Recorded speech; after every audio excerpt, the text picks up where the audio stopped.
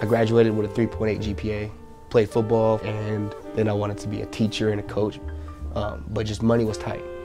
Saw people who were into gangs and selling drugs and had wads of money and nice cars and always out partying, having a good time, and didn't really think about the future, didn't think about what would happen if I got caught. Somebody said something to me that I didn't like, and I was very hot-headed at that point in time in my life. Ended up getting in a fight with the guy. Cops were called, and that's when they found all the drugs I was selling and money and lockbox and things like that, and they took me in and booked me. The realization of everything I had been doing hit me all at once. It hurt really bad. I had a lot of time to think, and I seen my parents struggle. I seen them, trying to provide, put food on the table. I was trying to picture my life with this record and what I was capable of doing now.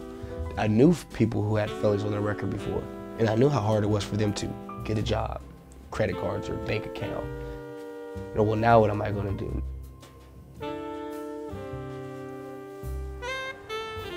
I finally got out, and so I would go to multiple job interviews, and I would be offered the position, and they called me back and said, yeah, we can't offer you the position anymore, so sorry. And that happened about 4 or 5 times in a row. That's when it hit me where it's like, okay, this is gonna be really hard for me to turn my life around. It's gonna be hard for me to survive.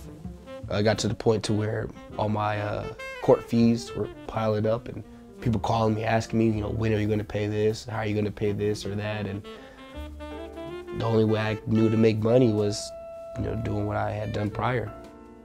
Going to go back to resort to what I was doing previously.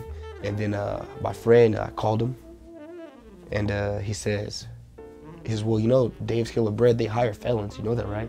They pay a really good wage. And I went down that same day and applied. When I walked into the bakery, I seen a lot of people who were kind of like me, seemed like they're hardworking people. They really liked my work ethic and how I always gave it my all. Now I supervise 14 people on a daily basis. I look for people that really have something that drives them and motivates them. I'm not just a baker, I'm a leader. As a kid growing up, my plan was to always make something of myself. Now, as I've accomplished all these things that I've always envisioned, it was who I was meant to be.